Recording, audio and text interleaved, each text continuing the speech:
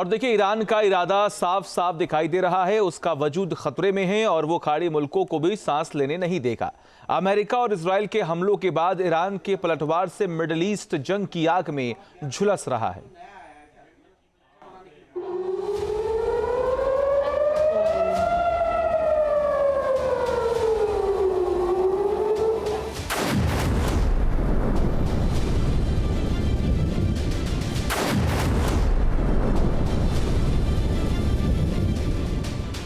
खाड़ी देशों में तहलका, जंग का अंजाम ईरान बताएगा।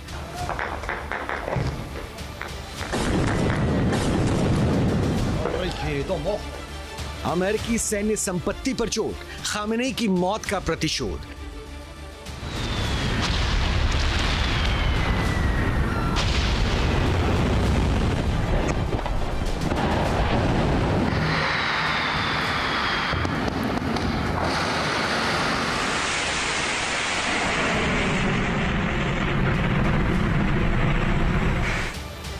ईरान ने जो कसम उठा रखी है उसका खामियाजा मिडिल ईस्ट भुगत रहा है। ईरान के मिसाइल्स का हमलावर रवैया, ड्रोन का सटीक निशाना और अमेरिका की अगली प्लानिंग। मिडिल ईस्ट के अंदर जंग की आग में 10 से ज्यादा मुल्क झुलस रहे हैं।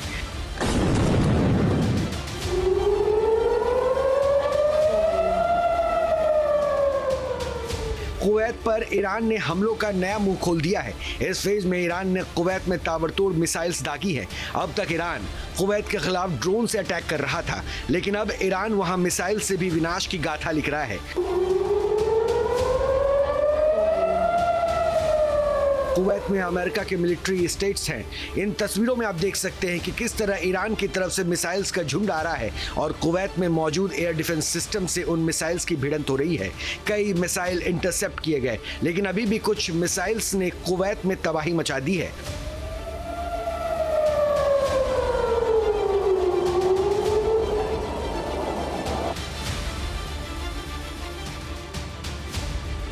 कुवैत में अली अल सलेम सैन्य अड्डा है।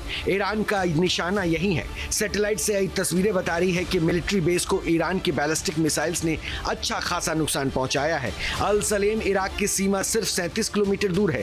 ईरान की मिसाइल्स का टारगेट बने इस एयरबेस की पहले और बाद की सैटेलाइट तस्वीरें आप देख लीजिए। अली अल सलेम बेस बेहद रणनीतिक है।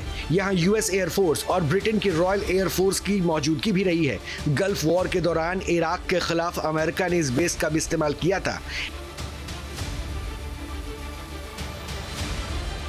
ईरान मिडिल ईस्ट में न सिर्फ अमेरिका और सहयोगी देशों के मिलिट्री स्टेट्स को टारगेट कर रहा है, बल्कि वहां की इकोनॉमी को भी भयंकर चोट पहुंचाने की कोशिश कर रहा है। ये तस्वीरें यूएई के फुजेराह ऑयल फील्ड की है, जहां ईरान की मिसाइल्स के हमले के बाद धुएं का काला गुबार उठ रहा है। तस्वीरें बता रही है कि आसपास रिहायशी इमारतें भी हैं, जो किसी भी वक्त ईरान के हमले का शिकार हो सकती है।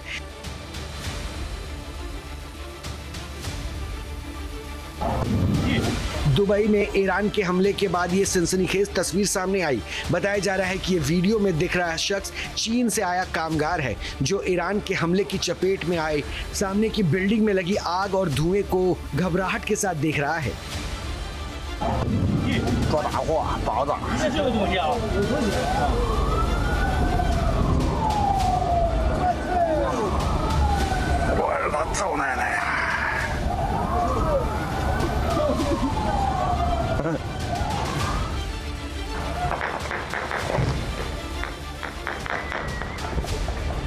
ईरान के हमलों से दोहा का आसमान भी धधक रहा है। एक तरफ ईरान की मिसाइल्स तो दूसरी तरफ अमेरिकी एयर डिफेंस सिस्टम के साथ विस्फोटक टक्कर। कतर के विदेश मंत्री ने कहा था कि ईरान को हर हमले का जवाबी कार्रवाई का सामना करना पड़ेगा, लेकिन इस बयान के कुछ मिनटों बाद ही ईरान ने दोहा के ऊपर 10 से ज्यादा मिसाइल दाग दिए।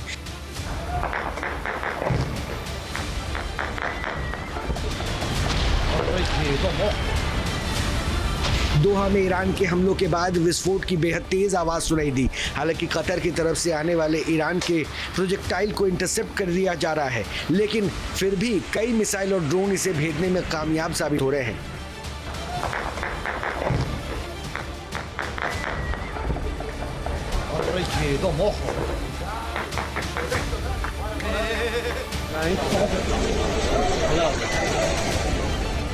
ईरान के ड्रोन ने ओमान को भी नहीं बख्शा है। दुक्म बंदरगाह पर हमला किया गया। हॉर्मुज स्ट्रेट के पास एक ऑयल टैंकर को निशाना बनाया गया। हैरान की बात यह है कि ओमान अमेरिका और ईरान के बीच मध्यस्थ की भूमिका निभा रहा था, लेकिन ईरान के हमलावर ड्रोन ने इसे भी टारगेट पर ले लिया है।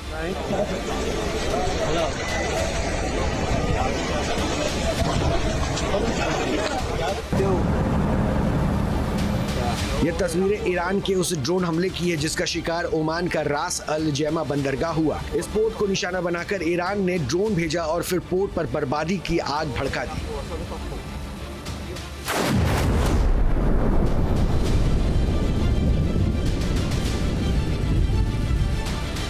ईरान के इन घातक हमलों के बीच एक तस्वीर ये भी है। इस वीडियो को अमेरिका के सेंट्रल कमांड ने पोस्ट किया है। दावा किया गया है कि 2 दिन पहले ओमान की खाड़ी में ईरान के 11 जहाज थे, लेकिन अब सब के सब सुहा हो गए हैं।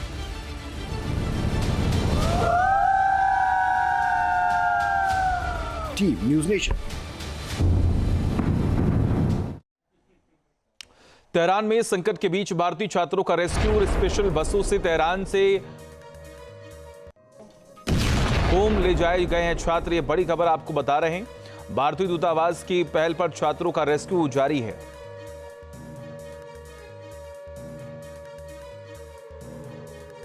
तस्वीरें आपके सामने आप देख पा रहे हैं। बस में वो भारतीय छात्र हैं जिन्हें वापस लाने की पूरी कोशिश की जा रही है।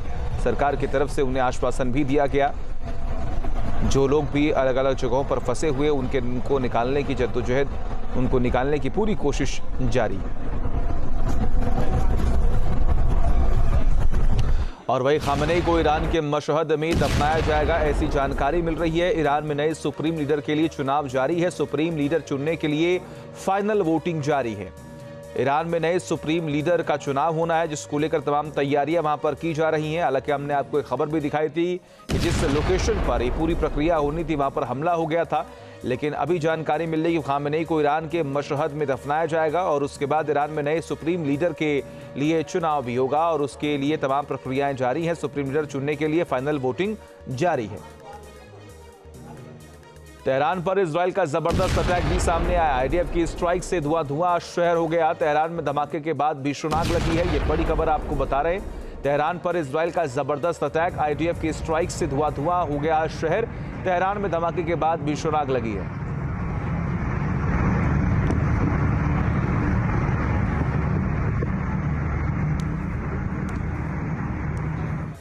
और वही देखिए, ईरान ने फारस की खाड़ी में अमेरिकी बेस पर अटैक किया। ईरानी मिसाइल के हमले में अमेरिका का सबसे बड़ा रडार नष्ट हो गया है। पूरे मिडिल ईस्ट की करता था निगरानी। 5000 किलोमीटर की थी अमेरिकी रडार की रेंज।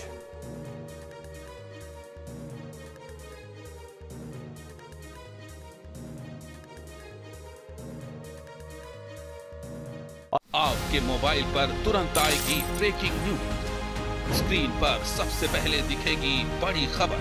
देश दुनिया की हर खबर एक जगह। अब आपके मोबाइल पर तुरंत फटाफट इंस्टॉल कीजिए न्यूज़ नेशन ऐप और रखिए खुद को अपडेट।